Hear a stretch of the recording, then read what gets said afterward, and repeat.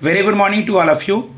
You guys are already watching the video. Okay, through that video, you can take help from the descriptive essay, précis, letter, whichever is this in SBI and IBPS. In this year, letter is not there.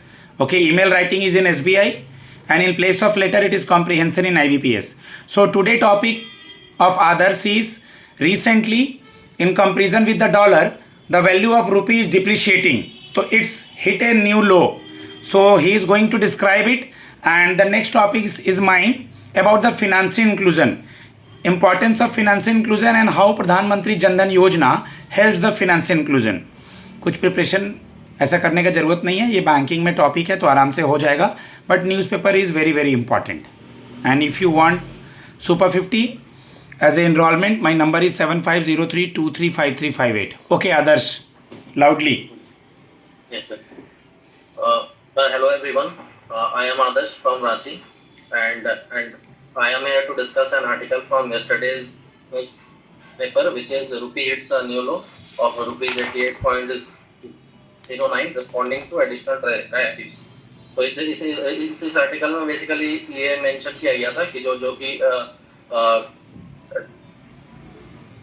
Tariff जो भी हो रहा है तो उसके कारण जो हमारा जो इंडियन रुपीस है वो मतलब डिप्रिशिएट हो रहा है. वो भी 88.09 आ गया है और आगे चल के ये 90 तक भी जा सकता है. तो इसके कारण हो क्या रहा है कि जो भी मतलब करेंसी में जो भी मतलब ये होता है, ट्रेड होता है, तो उसमें लोग सेलिंग में एक्टिव हो गए. मतलब जो लोग सेल कर रहे हैं अपने जो होल्डिंग्स है उसको लोग मतलब सेल कर रहे हैं. तो उसमें और अगर ये और अगर ये आगे भी अगर डिप्रिशिएट होता है तो इसमें और सेलिंग इंक्रीज हो सकता है. सेलिंग इसमें इंक्रीज हो सकता है आगे भी. तो इस चीज को अवॉइड करने के लिए आरबीआई को स्टेप इन करना पड़ेगा और उनको कुछ मेजर्स अडॉप्ट करने होंगे ताकि इस चीज़ को अवॉइड किया जा सके. तो इसका मेन कंक्लूजन ये था कि इसमें दो फाइनेंशियल एक्सपर्ट्स का नाम दिया गया था जिन्होंने अपना ओपिनियन रखा था कि अगर ये मतलब कि और भी डिप्रिशिएट होता है तो इसके कारण एक्सपोर्ट इंपोर्ट पे इम्पैक्ट पड़ सकता है. तो इसका ये कंक्लूजन होगा कि आरबीआई को इस इशू में स्टेप इन करे और वो इसके लिए कुछ स्टेप्स ले ताकि इसको मतलब कि अवॉइड किया जा सके. Yes sir. ओके गाइज, ऐसा नहीं है कि वो टॉपिक बोलते समय मैं नर्वस हो रहा था, घबरा रहा था. अभी रिसेंटली उसने इंटरव्यू दिया है. He is little bit of stammering issue. If he is trying to speak then everybody want to speak. तो एक दूसरे को सब लोग अपलिफ्ट करेंगे. Is it clear to everyone? अभी रिसेंटली उसने ऐसा नहीं कि वो बोलते समय फंबल कर रहा था, नहीं, वो कुछ इशू है हल्का सा. गाइज उसने बहुत अच्छा एलाबोरेट किया what is the reason behind sorry मेरा गला थोड़ा सा. What is the reason behind depreciating rupee in comparison with the dollar? और गाइज एक बात याद रखिएगा, एक एग्जामिनर क्वेश्चन पूछता है या पैनल पूछता है, मैं इसी में डिस्कस कर दूं, अगर रुपी की वैल्यू गिर रही है डॉलर के कंपेरिजन में तो व्हाट इम्पैक्ट्स. तो गाइज फॉरेन टूर महंगे हो जाएंगे. टूर एंड ट्रैवल, हम बाहर जा रहे हैं तो महंगे हो जाएंगे. फॉरेन स्टडीज़ महंगा हो जाएगा. कोई पढ़ने के लिए जा रहा है वो महंगा हो जाएगा. इसका इफेक्ट बता रहा हूँ मैं. Okay guys. तीसरा, अगर हम बाहर से कोई चीज़ मंगा रहे हैं, पुलूरी, अनुजा, एवरीवन, मनीष, अनुष्का, अगर बाहर से मंगा रहे हैं then we have to pay in dollar, foreign currency. Then अगर इम्पोर्ट्स विल बी कॉस्टलियर, तो क्या क्या हुआ? Imports will be costlier, foreign study will be costlier, as well as tour and travelling will be costlier. Okay. And कभी भी याद रखना, अगर डॉलर का वैल्यू गिर रहा है, गिरने का मतलब 60, 70, 50 पे हो रहा है, होगा नहीं कभी, तो रुपये मजबूत हो रहा है. ऐसा नहीं कि बढ़ रहा है 80, 90 जा रहा है, नहीं. डॉलर अगर रिड्यूस होगा तो रुपए के कंपेरिजन में उसका वैल्यू गिरेगा. ये टॉपिक अभी हॉट टॉपिक्स है न्यूज़ में. Okay, firstly in English then in Hindi.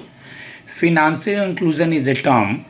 Okay, it means in Hindi वित्तीय समावेशन. Firstly in 1969 all Indian banks are private bank. When Indira Gandhi was the Prime Minister, First nationalization was happened on 19 July 1969. Okay, the main motive of this nationalization is to convert the private bank to the government bank so that their reach will be to the rural people also, each and every villagers also. So there is no nationalized bank earlier.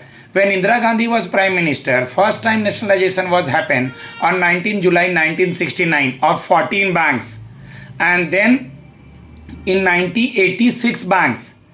In 1993 one bank is there. The name of that bank is New Bank of India. I am not talking about Bank of India. New Bank of India is merged with PNB so that the total 16 and 20 banks is reduced to 19 bank. आगे चल करके merger वगैरह हुआ, अभी 10 या 11 जो भी हैं, मैं उसकी बात नहीं कर रहा हूँ. The main motive behind the nationalisation कि गांव-गांव तक बैंकों को पहुंचाया जा सके. अगर अब हम रिसेंट पे आए, मैंने सबसे पहला बताया था, अगर मैं रिसेंट में आऊँ तो इन 2014 मोदी जी स्टार्टेड प्रधानमंत्री जनधन योजना, under which a person will open an account. The account is called PMJDY. Okay, means Pradhan Mantri Jan Dhan Yojana, and this account is called zero balance account. Okay, means basic BSBDA. It's called BSBDA, Basic Saving Bank Deposit Account. Earlier इसमें overdraft की facility थी, saving में होता नहीं है, लेकिन चाय पानी खर्चा बोलते हैं उसको. 5,000 उसको बढ़ा करके 10,000 कर दिया गया. ओके, इस अकाउंट में. और आपका इसका एक डेथ इंश्योरेंस पे था और एक एक्सीडेंटल क्लेम पे था. ठीक है, तो कहने का मतलब बहुत सारे कमिटीज़ बने, सी रंगराजन बने, उर्जित पटेल की कमिटी से इसको लाया गया. तो main motive of financial inclusion is to spread the banking system to the rural people. Nowadays itself, only SBI is the bank. It is available in each and every district at least, not in a village. But nobody knows, not whole India knows about ICICI Bank, HDFC Bank. They didn't know about Indian Bank. Okay, so many villagers didn't know about PNB, but they have the faith on State Bank of India. So SBI is the number one on achieving the financial inclusion. यानी अगर हिंदी में बोलूँ तो guys याद रखो, हमारे India में एक फीमेल का भी अकाउंट नहीं है. बहुत कम रेशियो था, 26% था, बढ़ा होगा. तो इसका मेन मोटिव क्या था? फिनेंशियल इंक्लूजन का मेन मोटिव था, जो रूरल एरियाज़ में लोग मनी लेंडर से लोन लेते हैं, they are going to take loan from the money lender. ठीक है, सेविंग रखते हैं, ज़्यादा पैसा वो नहीं देते हैं, तो मनी लेंडर से हटा के उनको ये अकाउंट खोलना कि वो उस अकाउंट से, guys you heard about the MNREGA wages, Atal pension योजना. देखो कैसे कनेक्ट कर रहा हूं मैं. अटल पेंशन योजना बोलते जाना मनीष. एलपीजी का गैस का सब्सिडी. तो guys, if each and every individual is having a bank account, then he and she will benefited by the government scheme. Pulluri, Sindhu, Anuja, Anushka, everyone, Swati. Okay, so that there is lots of benefits of Pradhan Mantri Jan Dhan Yojana. If a person is open an account, then he and she will benefited. Suppose he is working as a MNREGA worker, तो middle man को पैसा नहीं देगी सरकार, सीधे मनरेगा को क्या बोला, मतलब Mahatma Gandhi national rural employment guarantee act. मैंने शॉर्ट में ही बहुत कुछ बताया तुम लोग को. तो गवर्नमेंट का कोई स्कीम उसको मिलेगा, एलपीजी का सब्सिडी मिलेगा. आप लोगों ने सुना है ना, किसान समृद्धि, उसका जो किस्त आता है 6 मंथ का किस्त वगैरह. तो यानी अकाउंट्स के बहुत सारे बेनिफिट हैं. तो इंटरव्यू में और मेंस में पूछे हुए 1-2 सवाल हैं. अगर मैं फिनेंशियल इंक्लूजन का अपोजिट वर्ड बोलूँ तो फिनेंशियल इंक्लूजन का अपोजिट वर्ड क्या होगा? एनीबडी? मैं 2-3 सेकंड वेट करूंगा. 1 second, 2 second, 3 second. Financial inclusion का, हाँ, opposite word financial exclusion. Exclusion. Example, अगर मैं थोड़ा हट के एग्जाम्पल समझाऊं, राजस्थान में किस चीज़ की कमी है? पानी की कमी अगर है, अगर मनीष वहाँ पानी ले जा रहा है तो मनीष उन लोग को इंक्लूड कर रहा है. इट मीन्स, सुनना अब, where there is a no branch, Poonam and Anushka and others, it means they are financially excluded. And Pulluri and we are approaching them to open an bank account. Suppose we are the banker. हम लोग उनको account खोल के ले रहे हैं, मतलब हम लोग उसको क्या कर रहे हैं पूनम? इंक्लूड कर रहे हैं. जहाँ बैंक नहीं है अनुष्का, फिनेंशियल एक्सक्लूजन, जहाँ है फिनेंशियल इंक्लूजन. तो गाइस, इसी तरह मैं बैंकिंग का सब टॉपिक समझा दूंगा. बैंकिंग के टॉपिक से मत घबराना. Share, bond, debenture, money market, capital market, NBFC, सब वो मेरे ऊपर है, लेकिन मेरी बात मान के पढ़ लेना. अभी अब ज़्यादा बोलूँगा नहीं, मेरा गले का बैंड बज रहा है, अभी तुरंत मेरे 12 बजे से इंटरव्यू के बच्चों का मॉक इंटरव्यू है। तो गाइज आने वाले टाइम के लिए आज शाम के 4 बच्चों का टॉपिक आप सुनेंगे, ये 30th का था, इसको अपलोड कर दूंगा मैं।